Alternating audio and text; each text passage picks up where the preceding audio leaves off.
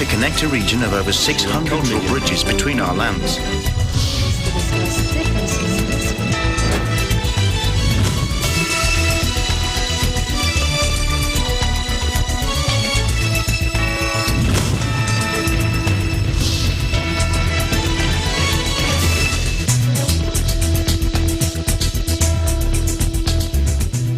Hello and welcome to Asean Infocus, and today we have, joining me today is from our EBC Bangkok Bureau. Hello, Chris.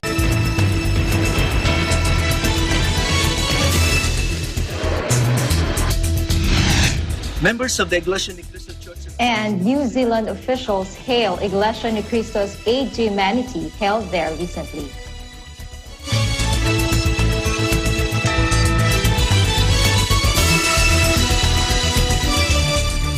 First, UN and humanitarian partners in the Philippines called for a $45.5 million to assist 260,000 people in areas devastated by Super Typhoon Goni or Rolly. Response efforts are already underway after the typhoon left a trail of extensive damage as it cut a swath across southern Luzon on November 1. 26-year-old Chirika Giba is the owner of a house in Barangay Baybay that was destroyed by the typhoon. Let's listen in.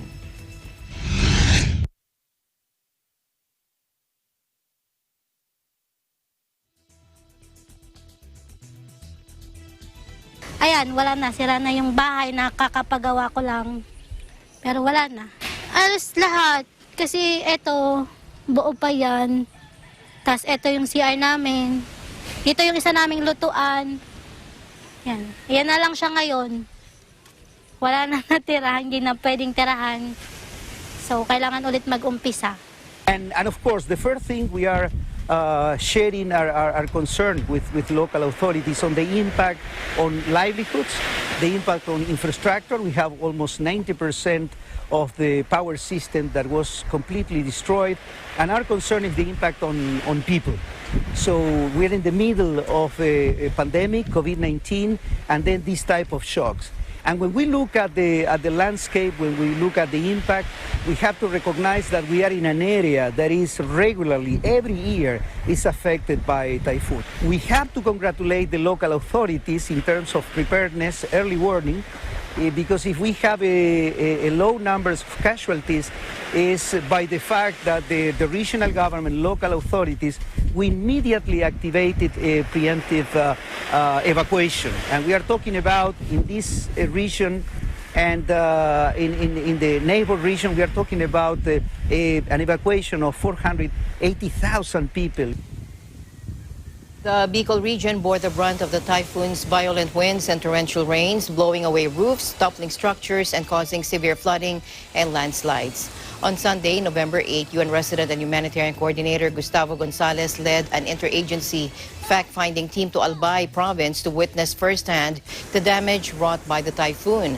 On November 1 this year, Super Typhoon Goni, the world's most powerful tropical cyclone this year thus far, brought torrential rains, violent winds, mudslides, and storm surges to the Philippines' largest island of Luzon. The typhoon, locally known as Rolly, left extensive destruction and damage in its path, killing at least 24 people, injuring 399, and displacing 130,266 people as of November 9, according to the National Disaster Risk Reduction and Management Council and the Department of Social Welfare and Development. The typhoon has affected 1.9 million people in 8 of the country's 17 regions, leaving an estimated 845,000 people in need of assistance. Typhoon Goni made 4 landfalls in southern Luzon, with the Bicol region bearing the brunt of the impact. The typhoon then made landfall near Tiwi Town in Albay province, where flooded rivers overflowed and coastal towns and low-lying areas were inundated. Volcanic mud flows from the active Mount Mayon buried at least 300 houses in Ginobatan Municipality. The typhoon progressively weakened as it hit Quezon and Batangas provinces south of Metro Manila before heading out to the West Philippine Sea as a tropical storm.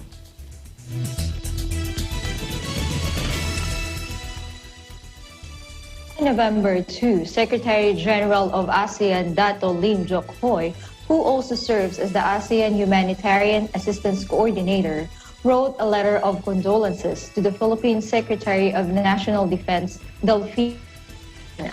He expressed his deepest sympathies for the lives lost and widespread damage to the infrastructure as a result of Super Typhoon Goni.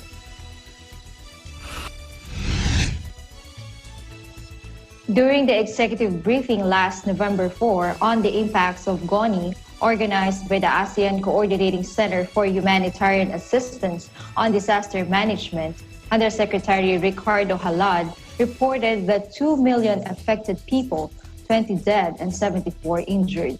An estimated over 38,000 houses are damaged, $99 million worth of damages to agriculture, and $41 million worth of damages to infrastructure.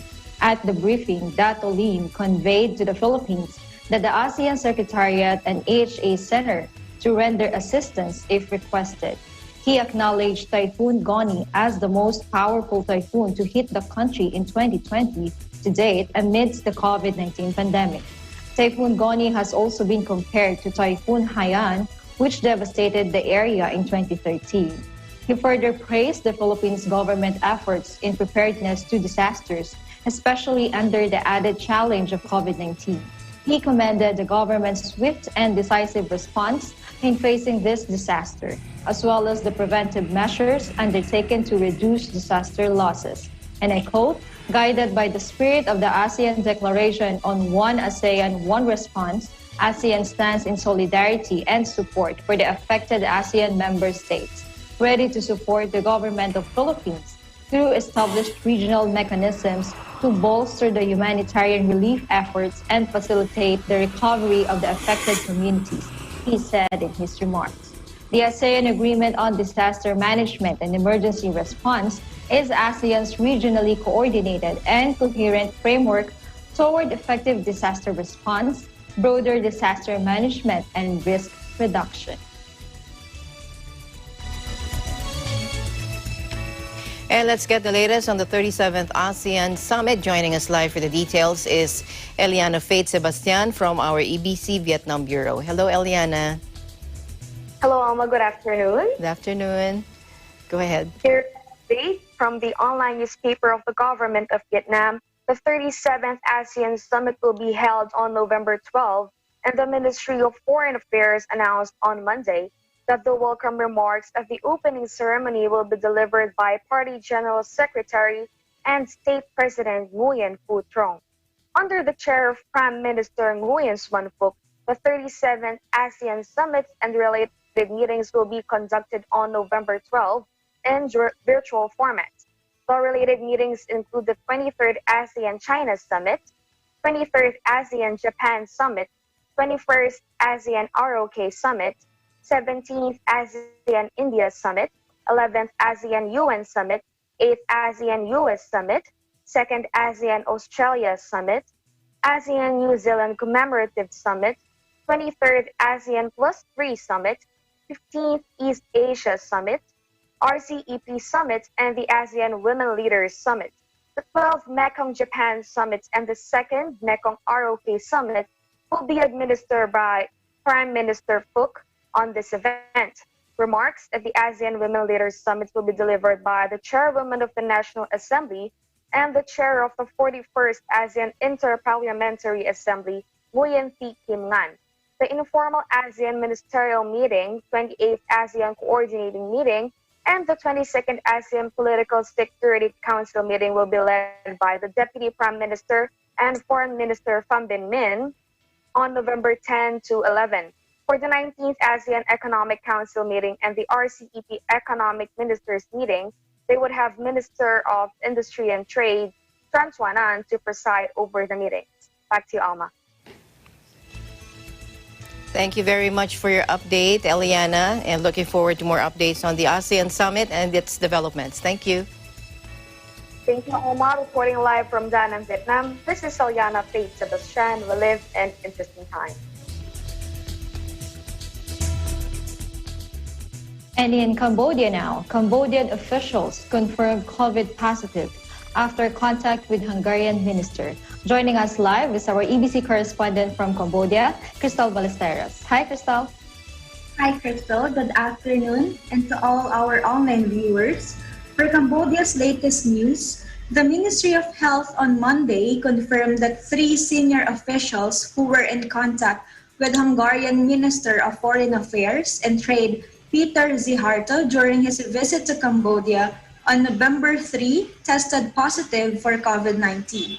Ziharto was confirmed COVID-19 positive in the Thai capital Bangkok after his visit in Cambodia, where he also met Prime Minister Hun Sen and other senior officials.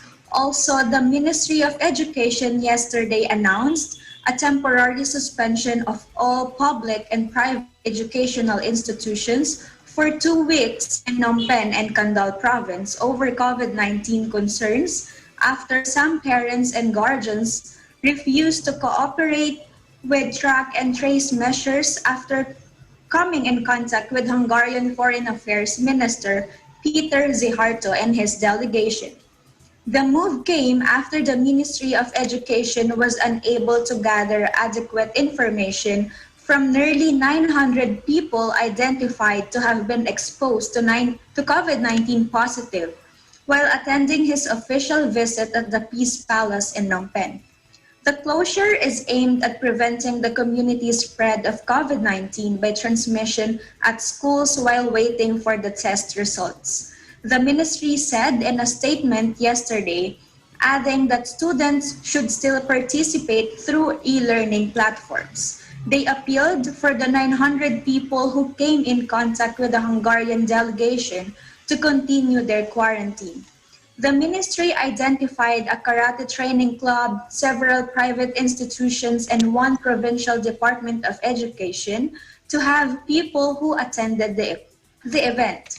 23 members of a provincial department of education are quarantined and operations are suspended after they had a meal with one of the officials who joined in the meeting of the Hungarian minister.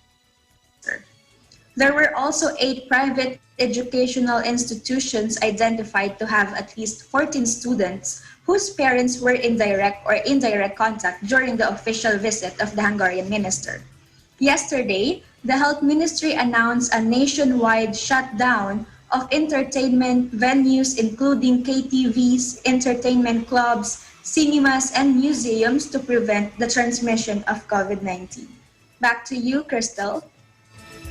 All right, thank you for all your updates, Crystal. You do take care and stay safe and stay healthy always. You too, Crystal. Reporting live here in Cambodia, I am Crystal Ann Ballesteros, and we live in interesting times.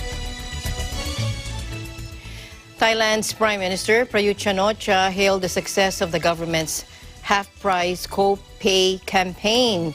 To tell us more about this, joining us live is Faye Barte from Bangkok. Hello, Faye. Tell us, what is this half-price co-pay campaign of the Thai government? Yes, good afternoon to you and to all our viewers. Yes, it is a campaign, Alma, for the public to reduce the living expenses that they are having and to get over the pandemic crisis. Because the government is thinking about the public, that they are spending a lot of money, and they had the pandemic crisis also. So the government decided to have this campaign to help the general public. Alma, the scheme will be applied from October 23 to December 31. And the name of this campaign is half co-payment or half price co-pay campaign. In one day, it would be like 150 baht should be spent each individual. And in the whole scheme, from October 23 to December 31, they should only spend 3,000 baht. So for individual, they need to have only 150 baht spent for one day, and then there are 7.1 million people have already registered here in this campaign, and 523,000 shops have participated already. And the second round of application for this is on November 11. And because of this success, Alma, the Prime Minister expressed his satisfaction with this campaign as it goes successful, and he expressed also his concerns about the potential cheating activities that might happen, such as faking a purchase transaction or charging the consumer a higher price. And the Prime Minister also is requesting the public to fully abide the campaign terms and conditions. And there is also a possible legal action, Alma, that will be done once found guilty of disobeying the terms and conditions written in this campaign. Actually, Alma, this campaign has a logo. I'm not that sure if we can flash that on TV, but it has like it is just like jigsaw puzzle that put up together. The first jigsaw puzzle has written like 50, 50, and then the other one is it has written also 50, and there is a heart in the middle. In my own opinion, it seems like they are having this like to put concerns to all and to be united amidst the pandemic crisis, like the government and the people to be united and to help each other. And if we see that logo in a specific shop, it means that they already participated in this campaign, and you can purchase any items that they have and you can only pay 50% of the total price or the original price that they have. Alma. Okay, I hope they could show the logo, but I just sent it. But anyways, thank you very much. Yes, Alma. Yes. Another thing, it's not even applicable for the foreigners. So I've tried also to have this, but if you want to avail or if you want to have this, you need to go with a Thai person. Okay. All right. Thank you very much. And looking forward to more updates on this campaign of Thailand. Thank you very much. Stay safe, take care, and see you soon. Thank you, Alma. You too. And this is Faye Barte reporting live from Bank of Thailand Bureau, and we live in interesting times. In Singapore now. Singapore's COVID-19 response includes working together with non-governmental organizations and more than 5,000 migrant ambassadors who can engage with the migrant worker communities in their own languages.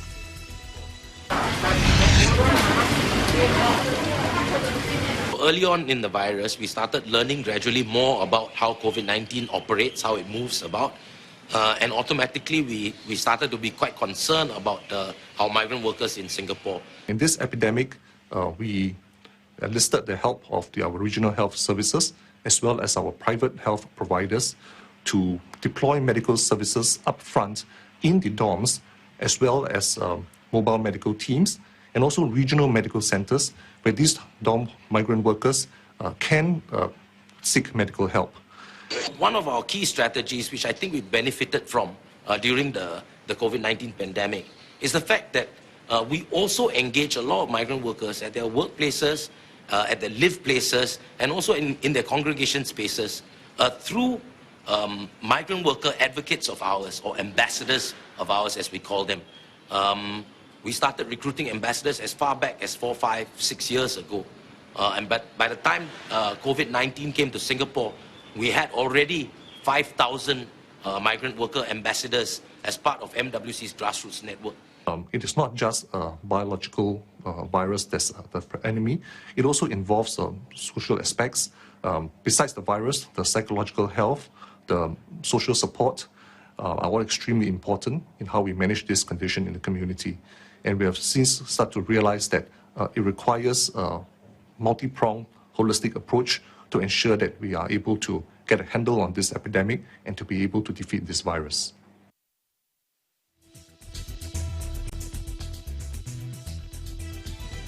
Singapore deployed 3,000 public officers to support dormitory operators and employers. Many Singaporeans have volunteered time, effort, and contributed to ground-up initiatives to provide migrant workers with masks, care packs, and essential items in solidarity with the country. In weather news, Ulysses is forecast to intensify into a severe tropical storm in the next 24 hours, according to Pagasa Monday night. In its 11 p.m. bulletin, Pagasa said the storm may reach typhoon category on Wednesday morning and reach its peak intensity of 140 to 155 kilometers per hour on Wednesday evening. At 10 p.m. Monday, the center of Tropical Storm Ulysses was estimated at 485 kilometers east of Borongan City, Eastern Samar, or 560 kilometers east of Catarman, Northern Samar. It has maximum sustained winds of 65 kilometers per hour near the center and gustiness of up to 80 kilometers per hour. The center of Ulysses is more likely to make landfall over Quezon between the morning of November 11 and 12. Given the current spread of the track forecast, however, a landfall over the Bicol region at around Wednesday afternoon or evening remains a possibility. Tropical cyclone wind signal number 1 has been raised in the following areas: the eastern portion of Camarines Sur, Siruma, Tinambac, Goa, Tigawan, Sagnay, San Jose, Lagonoy, Garchitorena, Presentacion, Caramoan. The eastern portion of Albay, Tiwi, Malinao, Tabaco City, Malilipot, Santo Domingo, Bacacay, Rapu-Rapu, Manito, Catanduanes, and the northeastern portion of Sorsogon, Sorsogon City, Gubat, Prieto Diaz. Affected areas in the Visayas include the eastern portion of northern Samar, Lawang, Palapag, Mapanas, Gamay, and Lapini.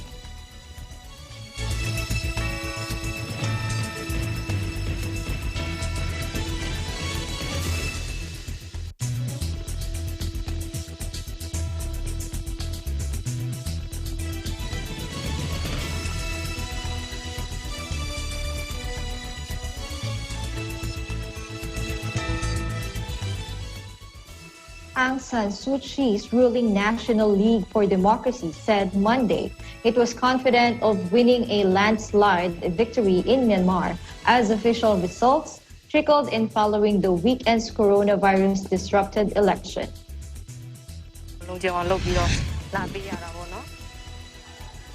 Millions lined up for hours to cast their ballots on Sunday, only the second national election since the country emerged from outright military rule in 2011. Nobel laureate Suu Kyi remains a hero for many in the Bamar majority heartlands, in spite of a global reputation left in tatters by her handling of the Rohingya crisis and widespread disillusionment in many ethnic minority areas. NLD supporters celebrated late into the night on Sunday, and hundreds more drove in convoys around the outskirts of Yangon on Monday, wearing red and flying the party's fighting peacock flag. Party spokesman Myun Nyut told AFP that information from party agents across the country suggested the NLD had won a landslide victory. In 2015, the NLD won a landslide but was forced by the constitution into an easy power-sharing agreement with the military, which controls 3 key ministries and a quarter of parliamentary seats. The military-aligned USDP opposition, Myanmar's next biggest party, said it was still collecting information and would not comment. Official confirmation of the overall result is not expected for another few days.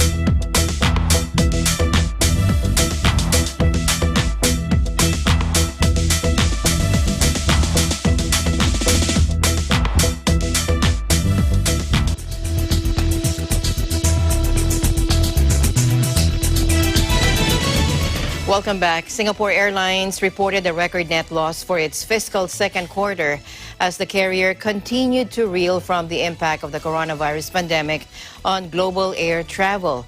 The airline, which has shed thousands of jobs and grounded much of its fleet, said its net loss in July to September totaled 2.34 billion Singapore dollars or 1.7 billion US dollars, down from a net profit of 94.5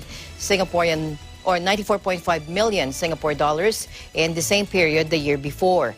Revenue for the quarter plunged 81.4% to 783.8 million Singapore dollars, according to the airline in a statement.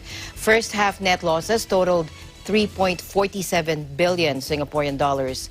It said the recovery from the COVID-19 pandemic is likely to remain patchy given the new waves of infections around the world and concerns about imported cases. The carrier added that it had concluded talks with Airbus on a revised schedule for the delivery of aircraft orders, and similar negotiations with Boeing were at an advanced stage.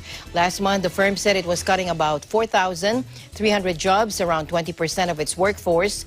With the aviation industry in deep crisis due to the pandemic, airlines have turned to alternative ways to raise cash, from offering flights to nowhere to tours of aircraft.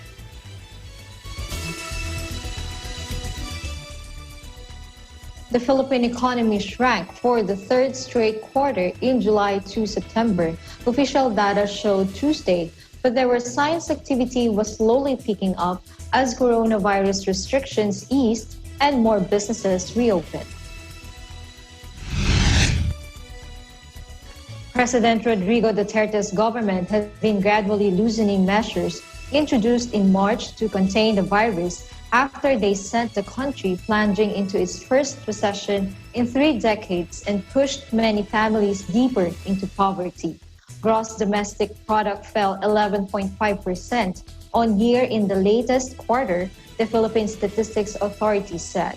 That was worse than the 9.6% contraction forecast by economists in a Bloomberg survey.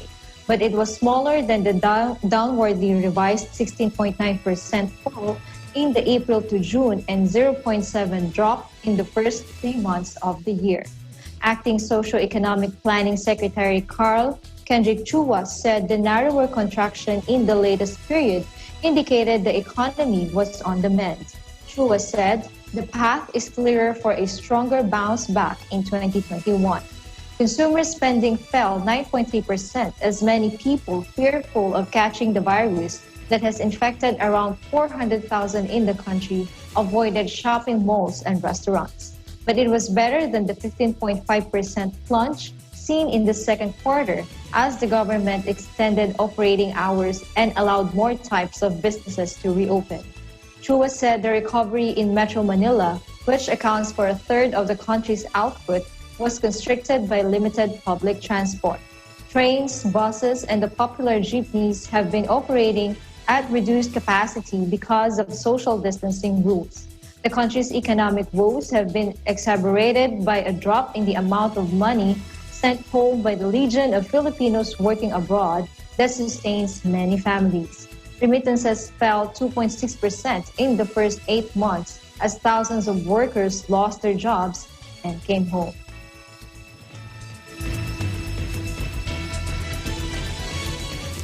Indonesia's virus-hit economy contracted in the third quarter, plunging it into its first recession since the archipelago was mired in the Asian financial crisis more than 20 years ago. Activity in Southeast Asia's biggest economy slumped 3.49% on year in July to September, according to the Statistics Agency, with tourism, construction, and trade among the hardest hit sectors. The data marked the second consecutive quarter of contraction after a 5.3% decline in April to June. Indonesia last suffered a recession in 1998 and 1999 during a regional currency crisis, helped force the resignation of its long-term dictator, Suharto.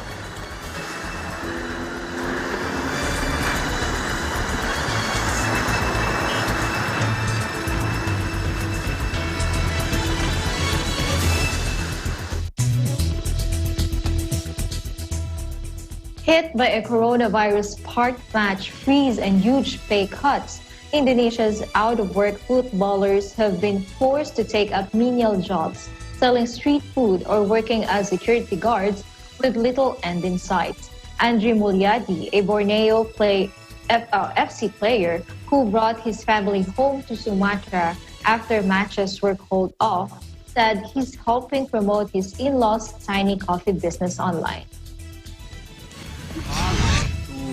Bagaimana kita nggak kecewa, sedangkan profesi kita, pekerjaan kita itu kan istilahnya tidak semulus yang kita pikirkan, otomatis pasti kecewa. Setiap pemain bola saya rasa pasti kecewa, apalagi kan di sini kami mata pencarian memang di sepak bola ini kan, bukan di masa pandemi nggak bisa main bola, saya harus ada sesuatu yang bisa saya lakukan. Terus saya bikin usaha ini, kebetulan kan mertua saya itu ada jualan kopi, terus saya mulai publikasi, istilahnya saya mulai promosi segala macam, saya promosi kopi dari mertua saya, terus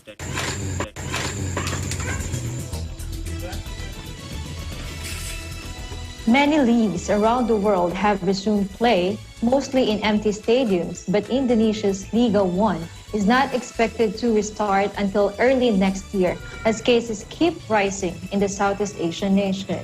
Deflated coaches and players, hammered by league-sanctioned salary cuts of up to 75%, have called for Indonesia to take a lead from other countries, including neighboring Malaysia and Thailand, where professional football has begun with COVID-19 safety restrictions. The Football Association of Indonesia initially gave the green light to restarting matches in October, but then reversed its decision. The pandemic marks the latest challenge for the 18-side Liga 1 and 2 lower divisions, which have been tarnished on the global stage by a host of problems over the years, including match-fixing scandals and deadly hooliganism. Player welfare was previously in the spotlight when at least 2 foreign players died after they were left unable to afford medical care due to unpaid salaries. Though it has a low international profile, Indonesia has attracted Premier League players, including former Chelsea star Michael Eisen and Tottenham Hotspur midfielder Dider Zokora. But most homegrown players are paid a fraction of foreign talent.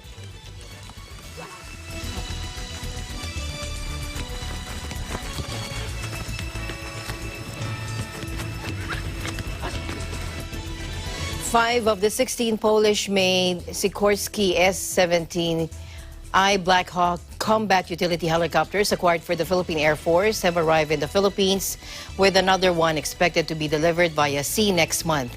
In a message to government-run news agency, the Philippine News Agency, Mr. Lorenzana said the 5 arrived in Clark Air Base in Angeles City, Pampanga, aboard an Antonov heavy transport plane AN-124. The 6 was loaded on a ship that will arrive on December 2. The 16 helicopters acquired from Polish company Polski Zakłady Lotnicze SPZOO were manufactured under license from Sikorsky USA and had a contract price of $241,461,699, around 11.6 billion pesos. The project was procured through a government-to-government transaction with Poland. The negotiations were completed in 2019. The acquisition of the Polish-made S-701 Black Hawk combat helicopters is part of a Horizon 2 of the Armed Forces of the Philippines modernization program. Meanwhile, DND spokesperson Arsenio Andolong said the remaining 10 units of the Polish-made S-701 Black Hawks will be delivered next year. Andolong added that the S-701 will greatly boost the AFP's capability to conduct various operations, including combat missions, humanitarian assistance, and disaster response, and help in the government's efforts against the COVID-19 pandemic.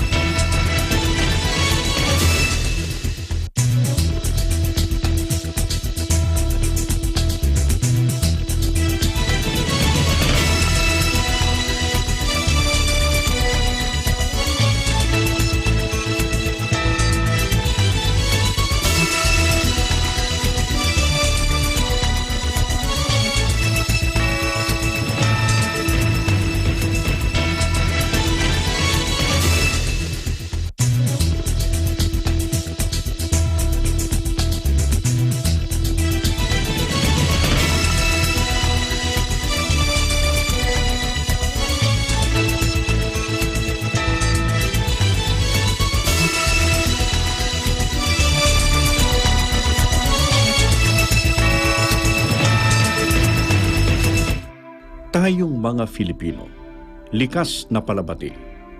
Sanay rin tayong makipagkamay. Pero dahil na rin sa COVID pandemic, isinusulong ang pagbati na hindi na kailangan pang makipagkamay. Ang pambansang pagbati. Ito ay ang pagdampi ng kanang palad sa gitnang bahagi ng dibdib, kasabay ng bahagyang pagyukod ng ulo o paibabang tingin, at pagsambit ng mga salitang nagpapahayag ng pagbati, paggalang o pagpupugay. Pagkatapos nito ay ang pag-angat ng ulo ng nakangiti at nakatingin sa mata ng binabati. Pambansang pagbati, pagpapakita ng paggalang, kababaang loob at pagiging sensero nating mga Filipino.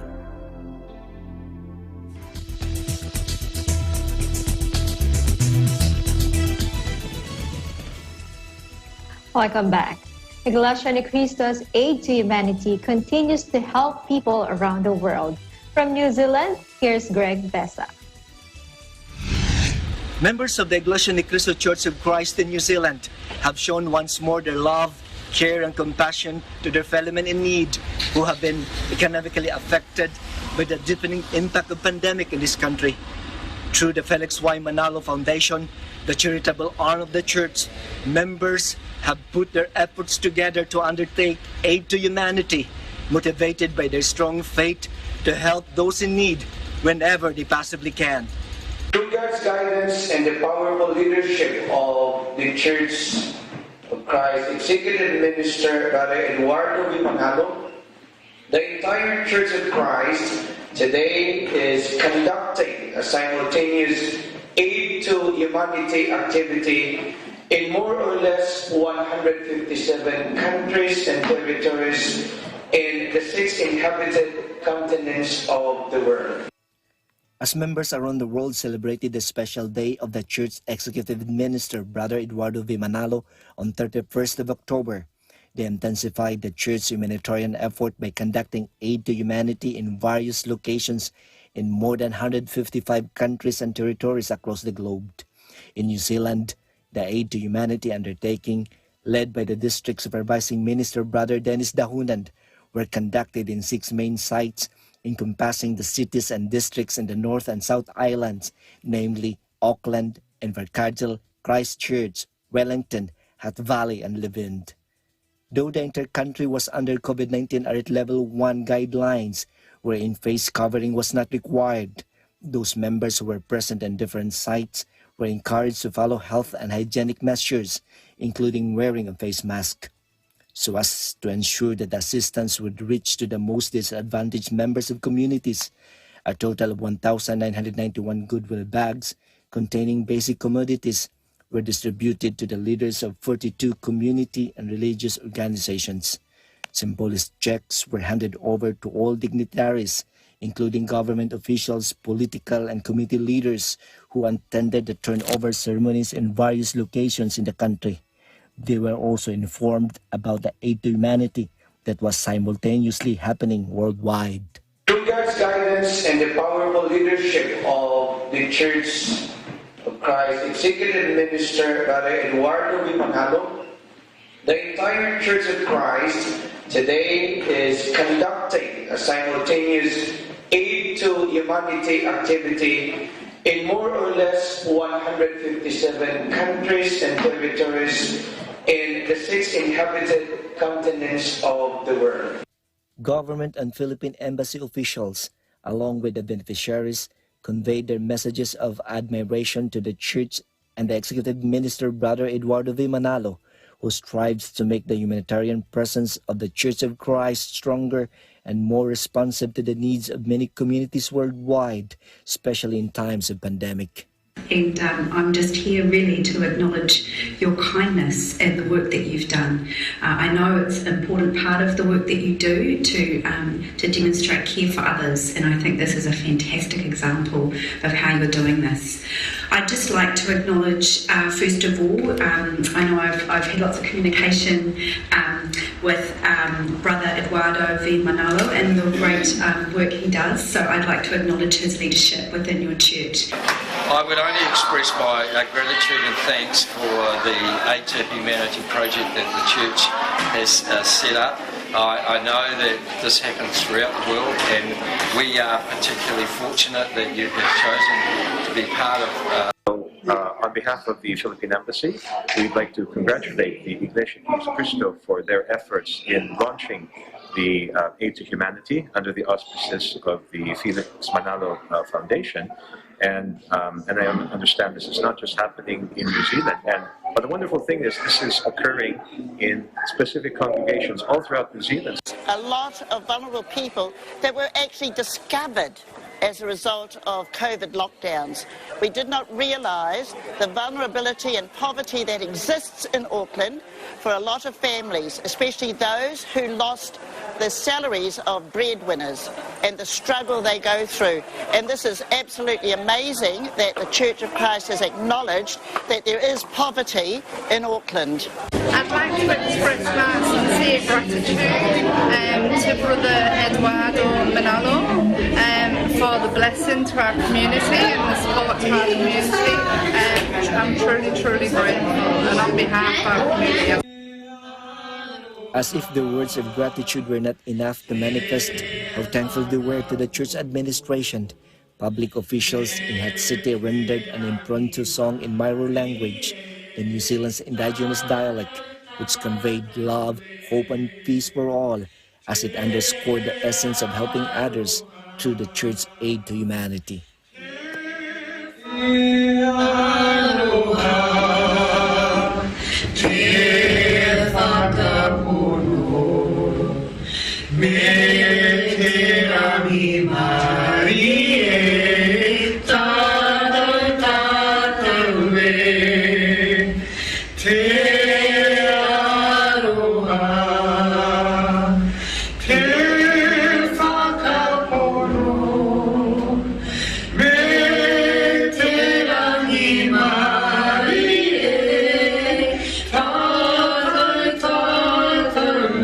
Reporting for Eagle News New Zealand Bureau, this is Greg Bessa.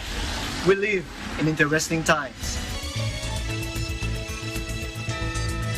Thank you, Greg. And thank you too, Crystal, for joining me today.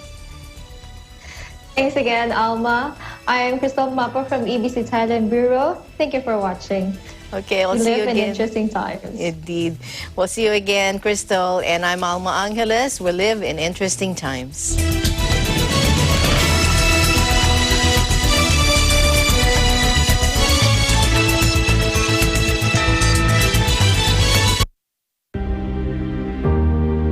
It says the best defense is still containment.